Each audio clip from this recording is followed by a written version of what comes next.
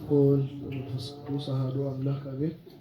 ስብሐት ለእግዚአብሔር ለዘአብጽሐነ እስከዛቲ ሰዓት እስከዚህ ጊዜና እስከዚህ ሰዓት ላደረሰን ለአባቶቻችን አምላክ ለልዑል እግዚአብሔር ፍጹም ምስጋና ይሁን። እንደምን አመሻችሁ? እንደምን አመሻችሁ? አሜን። የአባቶቻችን አምላክ ልዑለ ባህሪ ሕያው ባህሪ ንጹሐ ባህሪ የሚሆን አምላካችን ልዑል እግዚአብሔር ስሙ የተመሰገነ ይሁን። ለኔ ሕይወት ክርስቶስ ነው ሞትም ጥቅም ነው በሚል ርዕስ ትምህርታችንን እናደርጋለን። የኃይለ ቃሉ መገኛ የሐዋርያው ቅዱስ ጳውሎስ መልእክት ወደ ፊልጵስዩስ ሰዎች ምዕራፍ 1 ከቁጥር 21 ላይ ያለ ይሆናል። ሁላችንም በጋራ እንላለን። ለኔ ሕይወት ክርስቶስ፣ ለኔ ሕይወት ክርስቶስ፣ ሞትም ጥቅም ነው። የኃይለ ቃሉ ተናጋሪ እንዳልኳችሁ ሐዋርያው ቅዱስ ጳውሎስ ነው። ሐዋርያው ቅዱስ ጳውሎስ አሕዛብን ካለማመን ወደ ማመን ከአምልኮተ ጣዖት ወደ አምልኮተ እግዚአብሔር እንዲያሸጋግር ጌታችን ኢየሱስ ክርስቶስ በልዩ አጠራር የጠራው፣ ኋላም ደግሞ የአሕዛብን ጨለማነት ወደ ብርሃን የአሕዛብን አልጫነት ወደ ጨውነት እንዲቀይር የተላከ ልዩ ሐዋርያ ነው እና ይህ ሐዋርያ አሕዛብን ከሚያስተምራቸው ትምህርቶች መካከል አንዱ ትንሣኤ ሙታን ይባላል። ምን ይባላል? ትንሣኤ ሙታን ማለት የሁለት ቃላት ጥምረት ነው። ትንሣኤና ሙታን የሚል ቃላት ለትንሣኤ ሙታን ይቀድመዋል። ሙታን ማለት ሞተ ማለት ተለየ ማለት ነው። ሞተ ማለት ምን ማለት ነው? ሞተ ማለት ምን ማለት ነው? ተለየ ማለት ነው። በየትኛውም መዝገበ ቃላት ላይ ሞተ የሚልን ግስ ብታገኙ ትርጉሙ መለየት የሚል ይሆናል። ለኔ ሕይወት ክርስቶስ ነው ሞትም ጥቅም ነው እያለ አሕዛብን የሚያስተምራቸው ሐዋርያው በአጭሩ ትንሣኤ ሙታን የሚባል የቤተ ክርስቲያናችንን አምስተኛ ዶግማ የሆነ ምስጢርን ሲያስተምራቸው እንደነገርኳችሁ ሞተ ማለት መለየት ማለት ነው። ሰው የሚለየው መጀመሪያ 4 ባህርየ ሥጋና 5 ባህርየ ነፍስ በአንድነት ተዋህደውለት አካል ዘየአክል ተሰጥቶት የሚኖር ማንነት አለው ሰው ማለት ነው። እና ይሄ አካል ዘየአክሉ ወይም በ4 ባህርየ ሥጋና በ5ኛ ባህርየ ነፍስ ተዋህዶ ጸንቶ የሚኖረው ማንነቱ የሚሞት የሚፈርስ የሚበሰብስ እንግዳ የሆነ ሲፈጠር ያልተሰጠው ነገር ግን ከተፈጠረ በኋላ ግን ይስማማዋል ተብሎ የቅጣት ልክ ሆኖ የተሰጠው ሞት የሚባል ወዳጅ አለ። ሞት የሚባል ምን አለው? ወዳጅ አለ። የሰው ልጅ ማንነት ነው እና መሞት ማለት እነዚህ 4 ባህርያተ ሥጋ ከ5ኛ ባህርየ ነፍስ ሲለዩ መለየት ሞት ይባላል።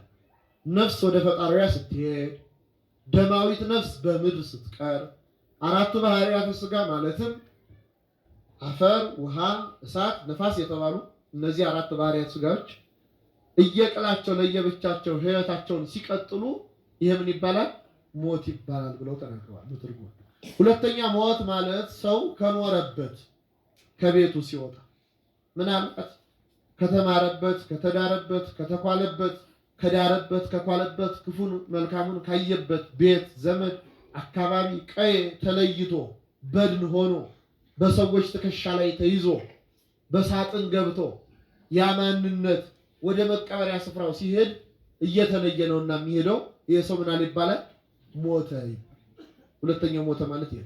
ሶስተኛው ሞት ግን ክፉ ሞት ነው። ይህ ክፉ ሞት ከእግዚአብሔር መለየት ነው። ከማን መለየት ነው? ከእግዚአብሔር መለየት። ይህን ሞት ሰው የሚሞተው ከአፈር ጋር ሳይዋሃድ ድንጋይና አፈር ሳይበተንበት ወዳጅ ዘመድ ተሰብስበው ሳያለቅስበት ሰው ከእግዚአብሔር ጋር ተለይቶ በቁመናው ይሞታል። እየሰማችሁኝ ነው? በቁመናው ይሞታል። እንዴት ሆነ ይሞታል ስትሉ ኃጢአት በመስራት ይሞታል።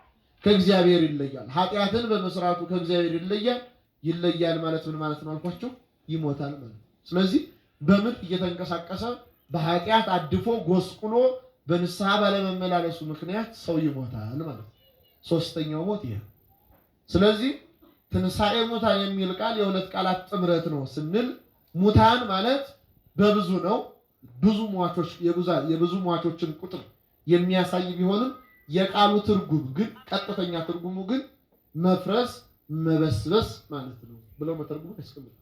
መለየት ማለት ነው ብለው ያስቀምጣል።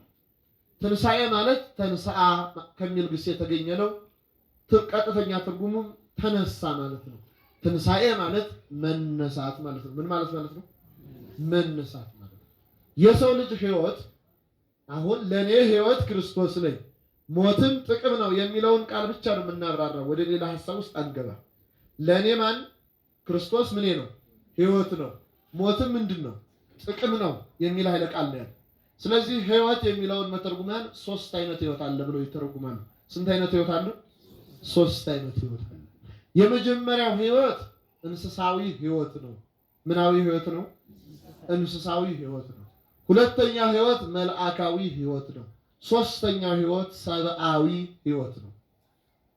ሕይወት መልአካዊ የሚባለው በጥንተ ተፈጥሮ ከተሰጠ በኋላ አንድ ጊዜ መላእክት ከተፈጠሩ በኋላ ሞት የማይስማማው ሆኖ መፈጠር ነው። መፍረስ መበስበስ የማይስማማው ሆኖ መፈጠር፣ ይህ ሕይወት መልአካዊ ይባላል። ሁለተኛው ሕይወት እንስሳዊ ነው። ሕይወት እንስሳዊ ማለት ደግሞ በቤትም በዱርም የምናገኛቸው የቤትም የዱርም እንስሳት ብለን የምናውቃቸው በልባቸው የሚሳቡ በእግራቸው የሚሽከረከሩ በክንፋቸው የሚበሩ በደመ ነፍስ ሕያዋን ሆነው የተፈጠሩ ፍጥረታት ያላቸው ሕይወት ምናዊ ይባላል አልኳችሁ? እንስሳዊ ይባላል። ዛሬ የቤታችሁ ድመት ወይም ዱር ላይ ያለ አንበሳ ይሞት ነፍሱ ወደ እግዚአብሔር አትሄድም። ነፍስ የለችውም። ያለችው ነፍስ ሕያዊት ነፍስ ሳይሆን ደማዊት ነፍስ ናት። ይህች ደማዊት ነፍስ አገልግሎቷን በምድር ትጨርሳለች። ትንሣኤ የላትም። ምን የላትም? ትንሣኤ የላትም። ክፉ ሰርተሻል ተብላ አትኮነንም። ጥሩ አድርገሻል ተብላ ምን አትጸድቅ። እየሰማችሁ ነው? እንስሳት ግዕዛን የሌላቸው ፈቃድ የሌላቸው በምድር ላይ የሚኖር ሕይወታቸው ሲያበቃ በቃ ይነሱታል። አፈር ሲሆኑ አፈር ሆነው አለቀ ታሪካቸው። ይህ ሕይወት እንስሳዊ ይባላል። ሶስተኛው ሕይወት ሰብአዊ ይባላል። ሕይወት ሰብአዊ ማለት የኛ ሕይወት ነው።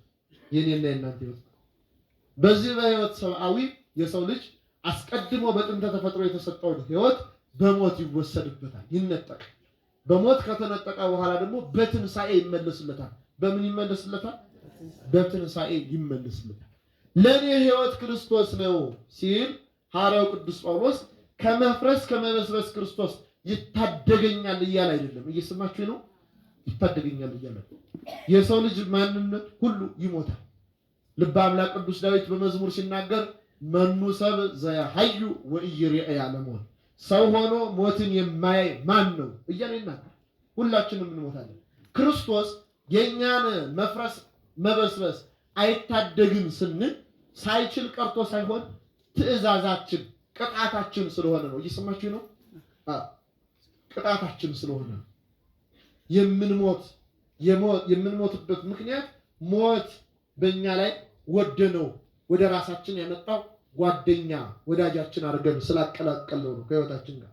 ለዚህ ነው ሊቁ ሲናገር እግዚአብሔር ይገብረ ሞተ፣ እግዚአብሔር እንጂ ሞትን አልፈጠረም። አላህ ሰብረ ሲአን አምጽእዎ ወረሰይዎ አርከ፣ ክፉ ሰዎች ተአዳውያን ሕግ የሆኑ ሰዎች ወደ ራሳቸው አመጡት ጓደኛም አደረጉት እንጂ በማለት ሊቁ ይናገራል። ስለዚህ እግዚአብሔር ሞትን አልፈጠረም። ወደን ያመጣነውን ወዳጃችንን ደግሞ ክርስቶስ አይታደገንም። ከዚያ እየሰማችሁ ነው? ከዚያ ያላቀቀ ሐዋርያው ያለው ግን ምንድነው አላችሁ? ለኔ ሕይወት ክርስቶስ ነው ሲል መፍረስ መበስበሴን ያስቀራል እያለ ሳይሆን ከፈረስኩ ከበሰበስኩ በኋላ ድጋሚ አካል ዘአክል ማንነቴን ምን ይለዋል እያለ ነው ያስነሳዋል። ሞት በላይ ላይ ከሰለጠነብኝ በኋላ ከሞት ላይ ምን ይለኛል? ያስነሳኛል እያለ ነው ሐዋርያው እየተናገረ ያለው። ስለዚህ ሶስት አይነት ሕይወት ያለ ሕይወት ሰብአዊ ይባላል። ለክርስቲያኖች ሕይወታቸው ማን ነው? ክርስቶስ ነው። ክርስቶስ ሕይወታቸው ነው ሲባል የክርስቲያኖች የሕይወታቸው ልክ ዋስትናቸው፣ ክርስቲያኖች ቢሸጡ ዋጋቸው ልካቸው ማን ነው እያልኳቸው ነው? ክርስቶስ ነው እያልኳቸው፣ ደም ነው እያልኳቸው፣ የፈሰሰ ደም የተቆረሰ ስጋ ነው እያልኳቸው የክርስቲያኖች ዋጋቸው። ስለዚህ ለኔ ሕይወት ክርስቶስ ነኝ ሲል ከሞተ ስጋ ከሞተ ነፍስ ከርደተ መቃብር ከርደተ ሲኦል የሚታደገኝ ክርስቶስ ነው እያለ ነው ማለት ነው። እየሰማችሁ ነው? ሰው በላዩ ላይ ሞተ ስጋን ሞተ ነፍስን አምጥቷል። ርደተ መቃብር ርደተ ሲኦልን አምጥቷል። ከዚህ የሚታደገኝ ሕይወት የሚሰጠኝ ከፈረስኩበት ከበሰበስኩበት ከጠፋሁበት አካል ዘአክልን ሰጥቶ የሚያስነሳኝ ማን ነው እያለ ነው? ክርስቶስ ነው። ትንሣኤ ክርስቶስ ነው እያለ ነው ጌታ በወንጌል በዮሐንስ ወንጌል ምዕራፍ 14 እኔ ሕይወትና ምንድን ነኝ ይላል? መንገድ ነኝ ይላል። እኔ ሕይወትና ምንድን ነኝ? እኔ ሕይወትና መንገድ ነኝ ሲል ሕይወት መባሉ የውላችሁ ሕይወት መባሉ ለዘላለም በምድር ላይ እንድንኖር ማድረግ ይችላል። ነገር ግን ወደን ያመጣነው ሞት የሚባል ነገር አለና ከዚያ ሞት ከሞትንበት ከፈረስንበት ከበሰበስንና ከጠፋንበት አካል ዘአክልን ሰጥቶ ያስነሳል ማለት ነው። ትርጉሙ ሌላ አይደለም። ለኔ ሕይወት ክርስቶስ ነው ማለት ይሄ እና ሐዋርያው እየተናገረ ያለው ይሄ ነው። ለኔ ሕይወት ክርስቶስ ነው፣ ሞትም ጥቅም ነው አለ። ለክርስቲያኖች ሞት ጥቅማቸው ነው። ሞት ጥቅማቸው የሆነው እንዴት ነው ካላችሁ ሐዋርያውም ዝቅ ብሎ ሲናገር ልሄድ ከክርስቶስ ጋር ልኖር እናፍቃለሁ ከሁሉ የሚሻል ነውና እያለ ይናገራል። በዚሁ ምዕራፍ ከቁጥር 22 23 ላይ ስናነብ ይሄንን ሐሳብ እናገኛለን። ከክርስቶስ ጋር መሆን ከክርስቶስ ጋር መኖር ከሁሉም ይሻል። የምንኖርበት ዓለም ሁልጊዜ ጎዶሎ የሆነ ዓለም፣ ሞልቶ የማይሞላ ዓለም፣ አትርፎ ሁልጊዜ ትርፋማ የማይሆን ዓለም፣ ኪሳራና ትርፍ የሚፈራረቅበት፣ ማወቅና ድንቁርና የሚፈራረቅበት፣ መሙላትና መጉደል የሚፈራረቅበት፣ ጤናና ሕመም የሚፈራረቅበት ዓለም ነው ለክርስቲያኖች። ሞት ጥቅም የሆነው ለክርስቲያኖች ግን ለክርስቲያኖች በሄድን ጊዜ ወደ ክርስቶስ በሄድን ጊዜ ሁልጊዜ ሙላት ነው እንጂ ጉድለት የለም። ብርሃን ነው እንጂ ጨለማ የለም። እየሰማችሁኝ ነው? ክብር ነው እንጂ ውርደት የለም። ሐሳር የሚባል ነገር በዚህ የለም። ዘላለም ከብሮ መኖር ከፀሐይ 7 እጅ አብርቶ በቅዱሳን ምስጋና እየተደመሙ እያመሰገኑ ሁልጊዜ መኖር ነው። ጥጋብ ነው እንጂ ረሃብ የለም። ትርፍ ነው እንጂ ኪሳራ የለም በዛኛው ሕይወት። ስለዚህ ለኔ ሕይወት ክርስቶስ ነው፣ ሞትም ጥቅም ነው። ጥቅም የምናገኝበት መንገዳችን ደግሞ ምንድነው? ሞት ነው። ይህንን ጥቅም የምናገኝበት መንገድ ሞት ነው። ሰው በመንገድ አላፊ አግዳሚ ሁሉ ወደሚፈልገው ቦታ ይደርስበታል። ሞትም ለክርስቲያኖች ወደ ክርስቶስ የምንደርስበት መንገዳችን ነው። ሰው በመንገድ የፈለገበት ቦታ እንደሚደርስ ሁሉ በሞት ወደ ክርስቶስ እንደርሳለን። እየሰማችሁ ነው? ወደ ማን እንደርሳለን? ወደ ክርስቶስ እንደርሳለን። ያ ደግሞ ከሁሉ ምን የሚል ነው? የሚሻል የሚበልጥ። ዓለም ላይ ከኖርንበት ኑሮ ሁሉ ምን የሚል ነው? የሚሻል። ለዚህ ነው ልሄድ ከክርስቶስ ጋር ልኖር እናፍቃለሁ። ከሁሉ ምን የሚል ስለሆነ የሚሻል ስለሆነ በማለት ሐዋርያው የተናገረው ማለት። ስለዚህ ዛሬ እነ ወለተ ጻድቅ ቢያርፉ በክርስቶስ ሆነው ያረፉ ሰዎች ዳግም ኩነኔ የለባቸው፣ ፍርድ የለባቸው፣ ቅጣት የለባቸው። ኪሳራ የሆነ የሲኦል ውስጥ እሳቱ የማይጠፋ ትሎ የማያንቀላፋ ቅጣት የለባቸው። ለምን? ሁልጊዜ ከክርስቶስ ጋር ስለነበሩ በምድር እያሉ ሲሄዱ መዳረሻቸውን መርጠው ስለሄዱ። ስለዚህ ዛሬ ይህንን እያሰቡ ደረት መድቃት እነ ወለተ ጻድቅ ተለዩኝ እያሉ ደረት መድቃት እንባ ማፍሰስ የኛ ሳይሆን የአሕዛብ ልማድ። ሐዋርያው ሲናገር ተስፋ እንደሌላቸው እንደ አሕዛብ እንዳታዝኑ ይህንን እላለሁ ይላል። ተስፋ የሌላቸው አሕዛብ የሚባሉት የለዘበ ድንጋይ የተጠረበ እንጨት የሚያመልኩ ናቸው። የክርስቶስ ትንሣኤን ያልሰሙ፣ ክርስቶስ በሞቱ ሞትን ማጥፋቱን ያልሰሙ ሰዎች እነዚህ ተስፋ የላቸው። ጥቁር ቢለብሱ ይገባቸዋል፣ ደረት ቢደቁ ይገባቸዋል፣ እንባ ቢያፈሱ ፀጉር ቢላጩ ይገባቸዋል። ለምን? የክርስቶስ የዋጋው ተካፋዮች ስላልሆኑ፣ የደሙ ተካፋዮች ስላልሆኑ፣ ከሞቱና ከሕይወቱ ጋር ስላልተባበሩ። እኛ ከክርስቶስ ሞትና ሕይወት ጋር የተባበርን፣ ስማችንን በስሙ የሰየምን፣ ዋጋ የተከፈለልን፣ ያንን ዋጋም ያገኘን ክርስቲያኖች ግን ሞታችን መንገድ ነው። ሞታችን መንገድ ነው። ወዴት የሚያደርስ መንገድ? ወደ ክርስቶስ የሚያደርስ መንገድ። ስለዚህ ሞት ለኛ ጥቅም ነው ማለት። ዛሬ ይሄንን ያሰበ ክርስቲያን ነጭ ይለብሳል። ዛሬ ይሄንን ያሰበ ክርስቲያን ደረቱን አይደቃም፣ እንባን አያፈስም። ምናልባት እንባን እንኳን ብታፈሱ አሉ የፍትሐ ነገሥት ሊቃውንት 3 ጊዜ አፈሱ። የመጀመሪያ ነፍስ ከስጋ ስትለይ ያ ይናገር የነበረ አንደበት፣ ይታጠፍ ይዘረጋ የነበረ እጅ፣ ያይ የነበረ ዓይን፣ ይሰማ የነበረ ጆሮ፣ አካል ዘአክል ስራውን ሲያቆም በጠቅላላ በዚህ ጊዜ አልቀሱላት። ስለ ጽና ፍቅራችሁ ስትሉ ዋ ተበላሸ ብላችሁ እዘኑ። ሁለተኛ ያ የወጣ ይገባ የነበረ ማንነት በሳጥን በጨርቅ ታስሮ በሳጥን ተከትቦ በሰዎች ትከሻ ላይ ተሸክሞት ሲወጡ ስታዩ የዛ ሰዓት አልቀሱ። ሶስተኛ ግብአተ መሬት ሲፈጸምለታል። ከዚህ ውጭ የሚሆን ሐዘን ግን ሁለት መሰረታዊ ችግር ይፈጥራል። የመጀመሪያው እግዚአብሔርን ያህል አምላክ በአንድ ደረቱ ጠባብ ቁመቱ አጭር በሆነ ፍጥረት ምክንያት ትጠራጠራላችሁ። እግዚአብሔርማ ቢኖር ብዙዎች ሲያለቅሱ የለህማ ሎቱ ስብሐት ክብር ይግባውና የለህማ እናቴ እንዴት ትወስዳለህ፣ የለህማ አባቴ፣ የለህማ ልጄ እያለ የሰው ልጅ ቁመቱ አጭር ደረቱ ጠባብ በሆነ ፍጥረት ምክንያት የሰማዩን ጌታ ሰማያት የማይችሉትን ጌታ ይሳደባል፣ የድፍረት አፉን ይከፍታል። ስለዚህ በዚህ ምክንያት ሐዘን ማብዛት የተከለከለ ነው። ሁለተኛ ለጤና ስለማይስማማ ሐዘን የሚያበዛ ሰው ነገር በውስጡ ያለ ሰው ቢበላ የሚበላው ምግብ ህመም ነው እንጂ ህይወት አይሆነው። በዚህ ምክንያት ሐዘን እንዳናበዛ ተከልክሏል። የፍትሐ ነገሥት ሊቃውንት 3 ጊዜ ዘኑ ያሉት ለዚህ ነው። ስለዚህ ዛሬና ዕለተ ጻድቅ ከሁሉ ወደሚሻለው ከሁሉ ወደሚበልጠው ወደ ክርስቶስ ነውና የሄዱት። ያንን አስበን እንጽናናለን፣ እንበረታለን። እኛም እነሱ የሄዱበትን መንገድ እንመኛለን፣ እንናፍቃለንና ሐዘን ልናበዛ ይገባል። ይልቁኑ ዘሞተሰ አይረፈ ወአንተሰ ግበር ተስካሩ ሲራክ ሲናገር የሞተ ግን አርፏል፣ አንተ ግን ምን ሆነ አድርግልኝ ተስካሩን አድርግለት በማለት ይናገራል። የሞተ ሰው አረፈ መባሉ ከዚህ ከማይሞላው ዓለም ከዚህ ከአድካሚው ዓለም ተገላገለ። ሐሳብ ጭንቀት የሌለበት ክርስቶስ ብቻ ወደሚገዛበት ቅዱሳን በሚያመሰግኑበት አዳራሽ ውስጥ ገባ ማለት ነው ትርጉሙ።